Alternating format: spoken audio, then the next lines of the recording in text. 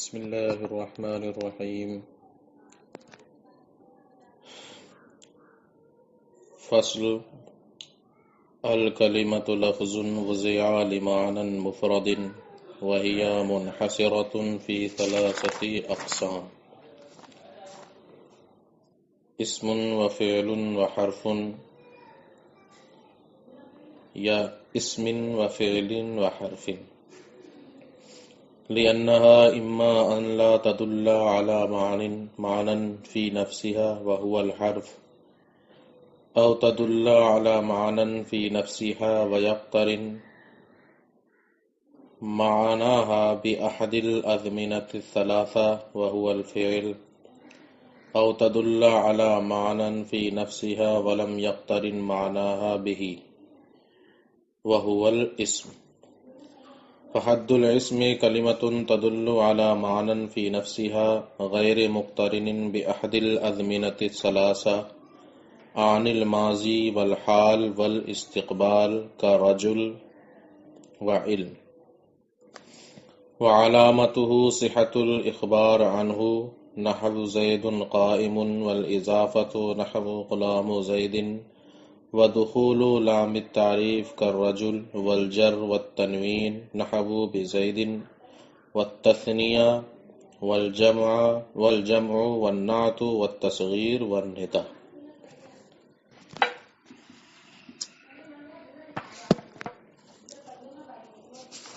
عزیز طلبہ، آج ہم ہدایت النحو کا 3 سبق لے کر آپ کے سامنے ہیں۔ اس سے پہلے آپ علم نحو کی تعریف، اس کا موضوع اور اس کی غرض و غایت کے بارے میں پڑھ چکے۔ علم نحو کا موضوع کلمہ اور کلام کو بتایا گیا۔ اب چونکہ علم نحو کا موضوع کلمہ اور کلام ہے، لہذا اب آپ کی گفتگو کلمہ اور کلام ہی پر جاری رہے گی، اسی پر آپ کا سبق چلتا رہے گا۔ اس لیے انہوں نے اب موضوع کی بحث کو شروع کیا اور فرمایا: الکلمۃ لفظ وضع لمعنی مفرد وہی منحصرۃ فی 3 اقسام۔ سب سے پہلے انہوں نے کلمے کی بحث کو شروع کیا۔ البتہ نحو کے موضوع 2 چیزوں کو قرار دیا گیا، کلمہ اور کلام، لیکن مصنف نے جب بیان شروع کیا تو پہلے کلمے کو رکھا اور کلمے سے اپنی بات کا آغاز کیا۔ اس کی وجہ یہ ہے کہ چونکہ کلمہ کلام کا جز ہوتا ہے اور جز کل پر مقدم ہوتا ہے، اس لیے کلمے سے بحث کا آغاز ہوا اور کلمے کی تعریف کی کہ کلمہ ایسا لفظ ہے جو معنی مفرد کے لیے وضع کیا گیا ہے۔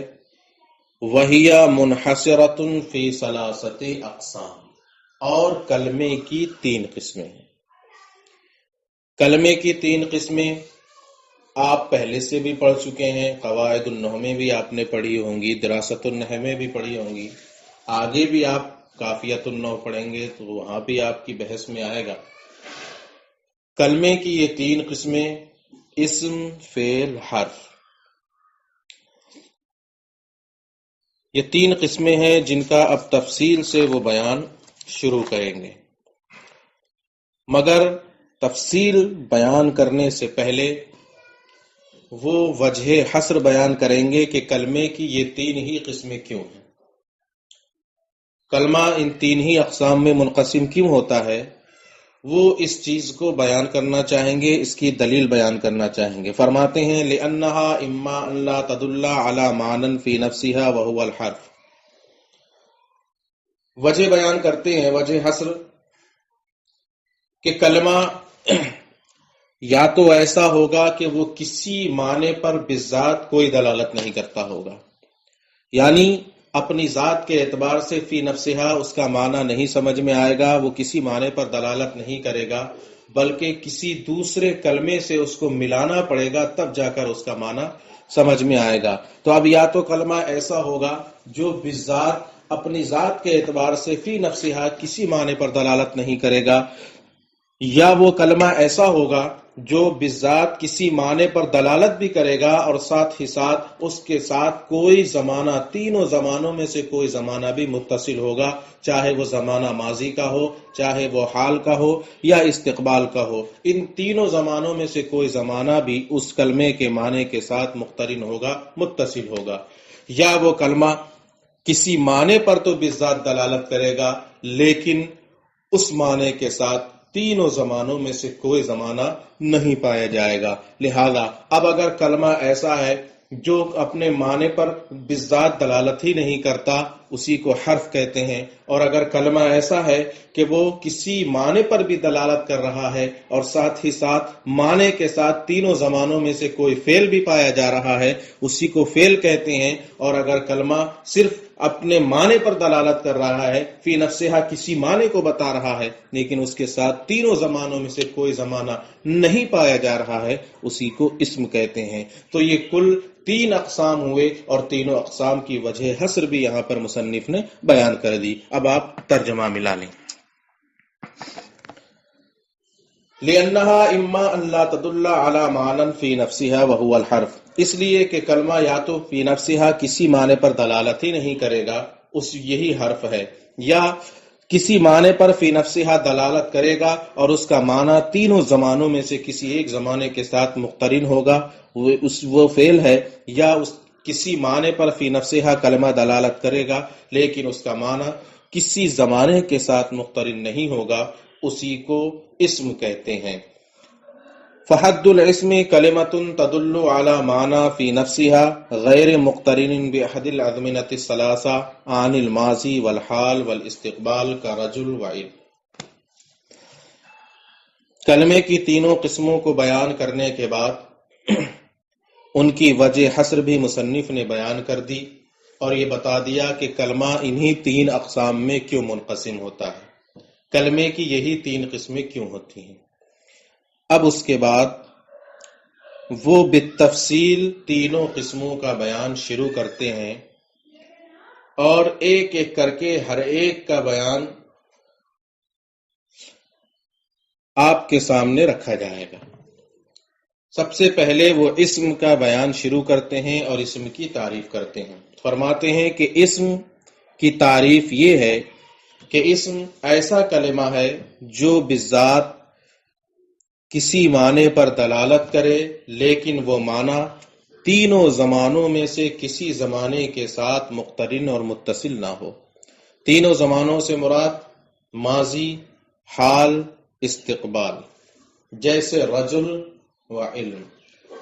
مثال میں انہوں نے ایک رجل پیش کیا، دوسرا علم، تو رجل بولا جائے گا، فوراً آپ کے ذہن میں اس کا ایک معنی بیٹھ جائے گا لیکن رجل کے ساتھ کوئی زمانہ سمجھ میں نہیں آئے گا۔ ایسے ہی علم، لفظ علم آپ کے سامنے بولا جائے، آپ سن کر فوراً سمجھ جائیں گے کہ ہاں یہ چیز اس کا معنی ہے، علم سے یہ چیز مراد ہوتی ہے، لیکن اس کے ساتھ کوئی زمانہ آپ کی سمجھ میں نہیں آئے گا، چاہے وہ زمانہ ماضی کا ہو یا وہ زمانہ حال کا ہو یا وہ زمانہ استقبال کا ہو۔ تو اسم کی تعریف کا خلاصہ یہ نکلا کہ ایسا کلمہ جو بالذات کسی معنی پر دلالت کرے لیکن اس کا معنی تینوں زمانوں میں سے کسی زمانے کے ساتھ مقترن نہ ہو۔ وَعَلَامَتُهُ صِحَّةُ الْإِخْبَارِ عَنْهُ نَحْوُ زَيْدٌ قَائِمٌ وَالْإِضَافَةُ نَحْوُ غُلَامُ زَيْد۔ اسم کی تعریف کرنے کے بعد اب مصنف علیہ الرحمہ نے اسم کی علامتوں، نشانیوں کو بیان کرنے کا ارادہ فرمایا۔ اسم کی تعریف ہو گئی، اب اسم کی علامت یعنی ایسی چیزیں جو یہ بتائیں گی، جو اسم کی پہچان کرائیں گی کہ اس کے اندر یہ چیز پائی جائے گی تو وہ اسم کہلائے گا، یہ علامت پائی جائے گی تو وہ بھی اسم کہلائے گا۔ اس طرح اس کی کئی علامتوں کو انہوں نے یہاں پر بیان کیا ہے۔ وہ علامتیں آپ پہلے بھی پڑھ چکے ہوں گے لیکن آپ یہاں پر اس کو توجہ سے سنیں۔ وَعَلَامَتُهُ صِحَّةُ الْإِخْبَارِ عَنْهُ، اسم کی ایک علامت اس کا مسند الیہ ہونا، یعنی اسم کا مسند الیہ بننا صحیح ہو. یہ اسم کی علامت ہے، فعل کی نہیں ہو سکتی، اس لیے کہ فعل مسند بھی یعنی ہوتا ہے، محکوم بھی ہوتا ہے، وہ مسند الیہ نہیں ہو سکتا. اگر اس کو مسند الیہ بنانے کی کوشش کی جائے یا اس کو مسند الیہ مانا جائے تو وہ اس کی وضع کے خلاف ہے، کیونکہ فعل وضعی اعتبار سے مسند ہوتا ہے، مسند الیہ نہیں ہوتا. تو اسم کی ایک علامت اس کا مسند الیہ ہونا، یعنی اخبار عنہ کا صحیح ہونا. نحو زید قائم، جیسے زید قائم، اس میں زید. والاضافت، یعنی اسم کا دوسرے اسم کی طرف مضاف ہونا، یہ بھی اسم کی علامت ہے. اس لیے کہ اضافت یا تو کسی چیز کی تعریف کے لیے آتی ہے، یا تخصیص کے لیے آتی ہے، یا تخفیف کے لیے آتی ہے، اور یہ تینوں چیزیں اسم میں اندر پائی جاتی ہیں، فعل کے اندر یا حرف کے اندر نہیں پائی جاتی. اس لیے اضافت بھی اسم ہی کی خاصیت ہوگی، اسم کی علامت ہوگی. جیسے غلام و زید میں غلام. وَدُخُولُ لام التعریف، لام تعریف کا داخل ہونا، یہ بھی اسم ہی کی علامت ہے. اس لیے کہ لام تعریف ابہام کو دور کرنے کے لیے لایا جاتا ہے، اور ابہام اسم کے اندر ہوتا ہے، فعل کے اندر نہیں ہوا کرتا. اس لیے یہ اسم ہی کا خاصہ، اسم ہی کی علامت ہے. کالرجل، جیسے الرجل. والجر والتنوین، جر کا اور تنوین کا داخل ہونا، جیسے بزیدن، کیونکہ فعل پر نہ تو تنوین آ سکتی ہے اور نہ ہی کسرہ آ سکتا ہے.